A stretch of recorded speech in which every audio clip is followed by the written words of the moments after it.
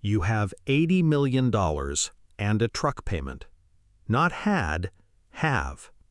The truck payment is $412 a month, due on the 3rd, and you have never once paid it late, because paying it on time is a habit, and you don't break habits just because your net worth stopped needing you to have them.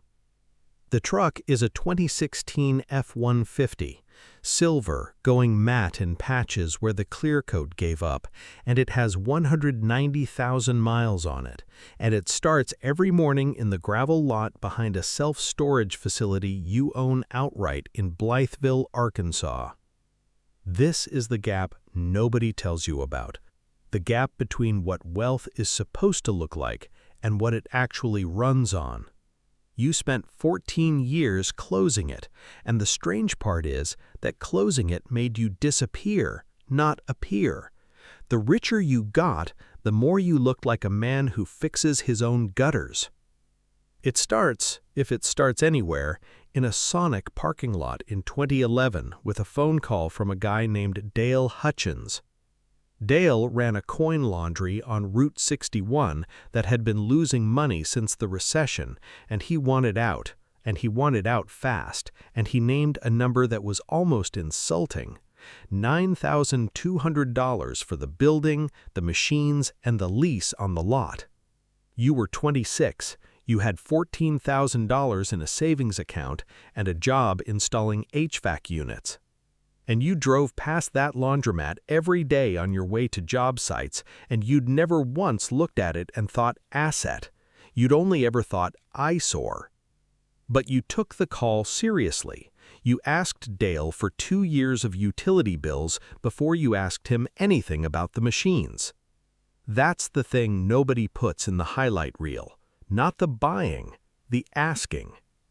You bought it 6 weeks later for $8,700 cash after negotiating $500 off a number that already felt like a mistake in your favor.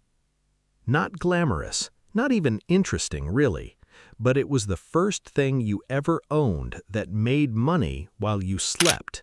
The laundromat cleared $290 a month after Dale's old debts were settled and the utilities were current.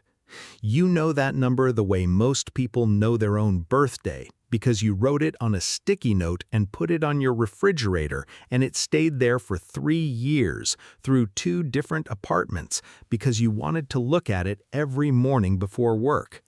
Not to celebrate it, to remember it was real. You kept installing HVAC units for another year. You didn't quit anything, you just started noticing things you used to drive past. The second thing was a billboard, technically half a billboard, on Highway 18 outside Marked Tree. It belonged to a widow named Loretta Pruitt, who'd inherited it from her husband along with a used car lot that had gone under, and she didn't want either one, and the billboard company leasing the sign space had been sending her checks for $340 a month for 6 years that she'd never once looked at closely. You looked at them for her. You paid her $6,000 for the parcel of land the sign sat on, which meant the lease income came to you instead, and you kept the arrangement with the same billboard company, because renegotiating it wasn't worth the friction over $340 a month. Loretta cried a little, not from grief, just from the strangeness of a 27-year-old showing up with cash and patience in a county where most transactions moved slower than that. The third thing was 4 vending machines in a tire shop break room, purchased from a route operator retiring to Florida for $1,900 total, netting about $260 a month once you restocked them yourself on Saturdays with a cooler in the truck bed. You started keeping a second sticky note. By 2014, the sticky notes didn't fit on the refrigerator anymore, so you moved the tally to a spiral notebook, and by then, the notebook had a rule you didn't break. Every asset had to survive a year of your own scrutiny before you'd call it proven. Not projected income, realized income, sitting in a checking account verified by your own eyes on a bank statement before you'd let yourself count it toward anything.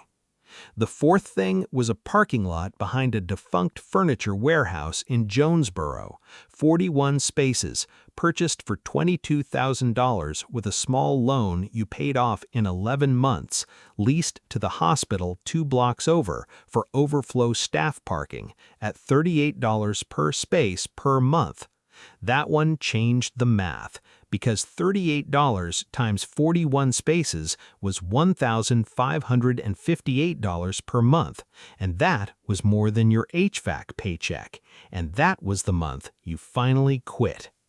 You didn't announce it. You told your supervisor you were taking a break to handle some property stuff, which was true in the driest possible sense, and you kept wearing the same 3 flannel shirts to job sites that weren't job sites anymore, just properties you were walking to check on gutters, locks, and drainage.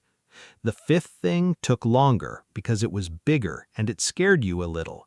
A strip of 4 commercial units in a half-empty plaza outside Paragould, bought at auction for $61,000 after the previous owner defaulted.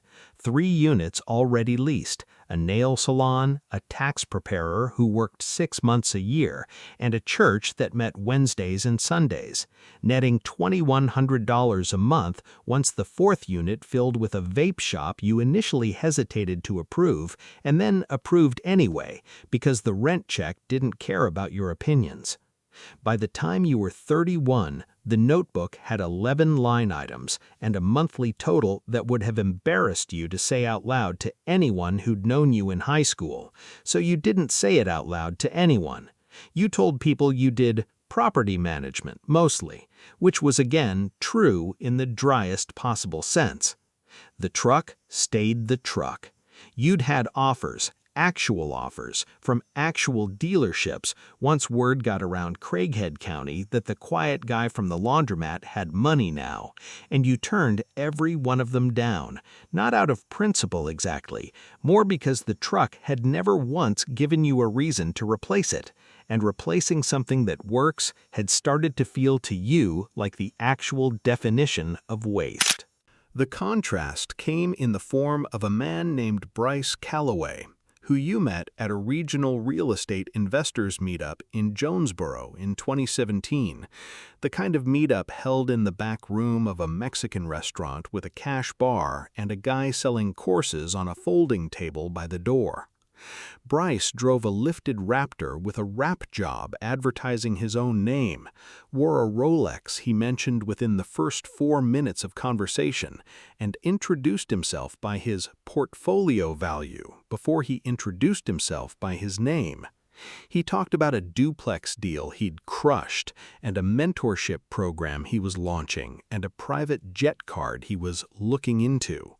He asked what you did, and you said, property management, mostly, and watched his eyes slide off you toward someone in a blazer standing near the bar, already calculating who in the room was worth his next 40 minutes. You let him. You'd learned by then that being underestimated wasn't an insult, it was cover.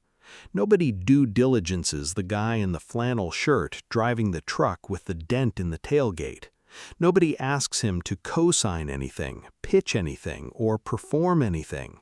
You got 3 more properties in the 2 years after that meetup, and not one seller ever asked to see your Rolex because you didn't have one, and it never once cost you a deal. You saw Bryce's name in the local paper 18 months later, not for the portfolio, for a foreclosure notice on the duplex he'd crushed. The harder test came from Danny. Danny was your cousin, closer than a cousin, really. You'd grown up 2 houses apart, learned to drive in the same stretch of gravel road, stood up at each other's weddings. Danny worked at a poultry processing plant outside Marked Tree, and in the spring of 2019, his wife Shonda needed a second surgery on a knee that hadn't healed right the first time, and the insurance gap between what the plant's plan covered and what the hospital wanted came to $18,400. Danny didn't call to ask for money. He called to ask if you knew anyone who did short-term lending because he was going to take out a title loan against his truck at 23% because he didn't see another option and he was too proud to sit in the silence that would follow if he asked you directly. You could have paid the whole $18,400 in a phone call and never felt it. You thought about it for exactly as long as it took Danny to finish the sentence, and then you didn't offer to. Instead, you told him to come by Saturday. You sat at your kitchen table, the same table you'd had since the apartment with the first sticky note, with the spiral notebook, and you walked him through what a title loan actually cost over 18 months, and then you walked him through what would happen if you simply wrote a check, which was this: Danny would take it, and Danny would be grateful, and something between you would shift in a direction neither of you could undo, because money that isn't earned by the person spending it changes how that person carries themselves in every room afterward, including the ones with you in them.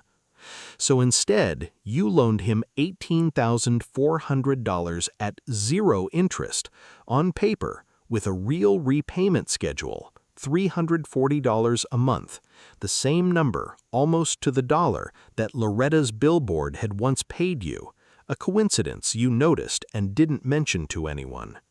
You told him the paper mattered, not for you, for him, so it would feel like something he did, not something that was done for him. He paid it off in 54 months, on time, every time, and the last payment he made, he told you, felt better than the surgery news itself. You never told him what $18,400 was to you by then, a rounding error on a spreadsheet you barely opened. He still doesn't know, and you've never corrected that, because letting him believe it cost you something was the only way to let him keep his dignity intact along with his wife's knee. By 2021, the notebook had become a spreadsheet a bookkeeper maintained, 41 line items across 11 counties in 3 states, laundromats, 4 billboard leases, 2 parking lots, a strip plaza, a self-storage facility in Blythewell with 210 units running at 94% occupancy, a stake in a car wash outside Jonesboro you'd bought almost as an afterthought. The truck still started every morning. The payment was still $412. You'd started without quite admitting it to yourself, keeping it that way on purpose. The number 80 million didn't arrive with fireworks. It arrived in an email from your accountant, a woman named Pam Ostrowski, who'd been doing your books since the spreadsheet replaced the notebook. And the subject line said, Q3 Consolidated, FYI, and nothing else. You read it standing in the kitchen, the same table, a glass of iced tea sweating a ring onto the wood you kept meaning to coast under and never did. Total consolidated net worth across the entities, $80.3 million. You read the number twice, the way you'd read a utility bill, checking it wasn't a typo. And then you closed the laptop and went outside because the truck needed an oil change, and you'd told yourself you'd get to it before the weekend. You did the oil change yourself in the gravel lot behind the Blytheville storage facility because the tenant in 114 had complained of a smell 3 days earlier, and you wanted to check it while you were out there anyway. It turned out to be nothing. Spoiled paint, sealed up wrong. You fixed the seal yourself. You didn't call anyone to do it for you. It didn't occur to you that there was another way to spend a Thursday. The truck payment hit your account that same afternoon, $412, on time, like always. You didn't feel anything about it, and that absence of feeling was itself the whole story. The money had stopped being a thing you reacted to a long time ago. It had just become weather. Something that was simply, quietly always there, the way the storage lot's gravel crunched the same under your boots whether the spreadsheet said 8 million or 80. Danny called that same week, just to talk, the way he does now. No agenda in his voice anymore, no debt hanging between the sentences. You talked about Shonda's knee, which was fine now, and about a fishing trip neither of you had taken yet. And you hung up and looked at the truck through the kitchen window, dust settled into the same panel gaps it had had for a decade, and you thought about Bryce Calloway's Raptor rap, wherever it ended up. Nobody in Blytheville or Marked Tree or Paragould or Jonesboro would look at that truck in that gravel lot and guess the number attached to the man leaning against it. Which of those two things, the number or the truck, do you think actually made you who you are?